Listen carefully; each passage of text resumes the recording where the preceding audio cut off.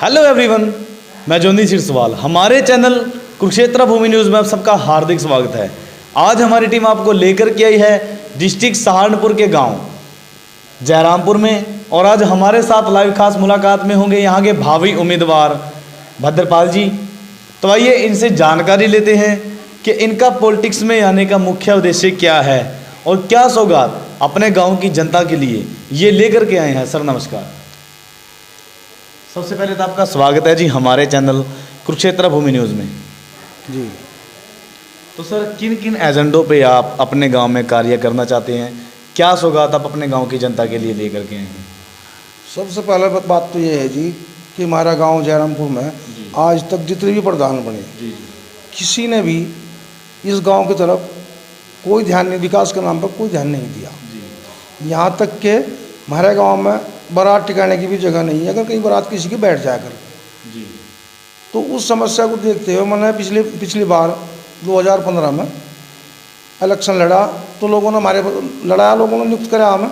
चलो कोई बात नहीं, उन्होंने कहा जी हमारे पास बारात घर की जगह नहीं है ताकि सरकार हमें बारात घर बनाकर मुहैया करा दे। तो कोई भी आदमी काशकार देने को तैयार नहीं था। फिर मैं कहा चलो भाई हम देंगे। हमने उसमें 10 बीस ज़मीन के मोल ले करके मुहैया कराने की कोशिश करी, लेकिन बदकिस्मती से हम हार गए। तो फिर रह गए, बारात घर भी नहीं बन पाया। इस बार सबसे मेन बात यह है कि हमने मोल ले करके ज़मीन ऐसी जगह पर रख दी जहाँ उसके रेट भी बहुत हाई थे, लेकिन हमने किसी भी तरह से अपनी मेहनत से गांव की समस्या को देखते हुए मैं अपना बच्चों को पेट काट करके मैं कहा चलो भाई पूरे गांव की, हालांकि मेरा कोई लड़की नहीं है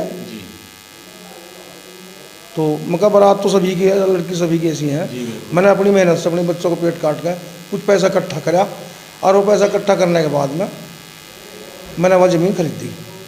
और मैं उसे, यदि मैं प्रधान बनता हूँ तो मैंने इन्हें कहता चलो भाई प्रधान अगर बनता हूँ तो मैं इसे दान में दे दूँगा आपको बारात घर के लिए। दूसरी बात, हमारे गाँव में शमशान घाट तकरीबन आधा पौना किलोमीटर दूर पड़ता है यहाँ से। वहाँ जाने के लिए रास्ता भी कच्चा है, ताकि सारी दुनिया में आज तक जहाँ भी देखकर रास्ते से पक्के हैं, रोड बनी हुई, लेकिन हमारे यहाँ आज भी कच्चा रास्ता है। वो भी नाले से हमको पैर होकर जाना पड़ा है उसमें। फिर आगे जाएगा खेत, जहाँ हमारा शमशान भूमि है उसके चारों तरफ खेत हैं काश्तकारों के। उसके खेत के ऊपर एक रास्ता है जो हमारा इधर गाँव से जाता है। उस रास्ते पर से उस खेत में को निकल के हमें जाना पड़ता है, चाहे वो बरसात के दिन हो, चाहे वो किसी फसल हो, कोई सी फसल हो उसकी, हमें उसमें कोई निकल कर जाना पड़ता है। ईंधन भी ले जाना पड़ेगा उसमें, कोई बुग्गी में या जह में भी बाजी फिर तो ऐसा हो जा उसमें बुग्गी धस जा, हमें अपने सिर तो ही निकालना पड़ेगा, वहाँ डालना पड़ेगा शमशान भूमि में। आज तक उस पर किसी ने कोई ध्यान नहीं दिया। मैंने कहा भाई इस सभी ज़मीन इसमें या हम शमशान घाट की जो है रास्ता बना करके देंगे। दूसरी बात, शिक्षा का यहाँ ऐसा हाल है कि जिसकी कोई बात नहीं कही जा सकती। कोई कन्या पाठशाला नहीं है, कोई जूनियर हाई स्कूल नहीं है। प्राइमरी स्कूल है सरकारी तो वो चतरसाली में है या फिर मिर्ज़ापुर में जा कर के है। लड़कियों को वहाँ मिर्ज़ापुर में तो भेज नहीं सकते, जूनियर हाई स्कूल वहाँ है।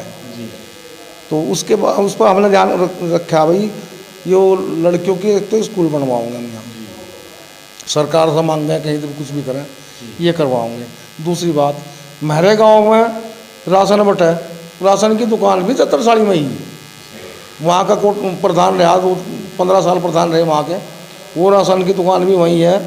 वो भी हमारे गांव में नहीं, वो आधा को दे, किसी को देता नहीं, किसी को फर्जी चढ़ा दे, किसी का राशन कार्ड ही नहीं है, कोई राशन कार्ड ही मांगता फिर है। तो ये समस्या सारी हम इसे सोल्व कराएंगे। अच्छा, रही बात अब किसी की लैट्रिन नहीं बनी हुई, पहला जितना प्रधान बना सरकारी लैट्रिन ना आई, जिसने कह दिया भाई वोट दी न हो सकती तो बनाए दी। किसी ने को तो कह दिया कि जी तुमने तो मुझे वोट ही नहीं दी, उनकी लैट्रिन नहीं बनाई, आज भी नहीं है उन बेचारों का, गरीब आदमी उनका है ही नहीं। सरकार की तरफ से सार्वजनिक शौचालय आया, जगह थी गांव में, जगह रहते हुए भी उस प्रधान ने ये देख तो जहाँ वो जगह है जिस एरिया में 2 जगह है, वहाँ पर जो आदमी आबादी हैं, जो आदमी लोग भाग रहे हैं वहाँ, उन्होंने कहा इन्होंने मुझे वोट ही नहीं दी। इस एरिया में तो बढ़ता ही नहीं मैं बिल्कुल भी।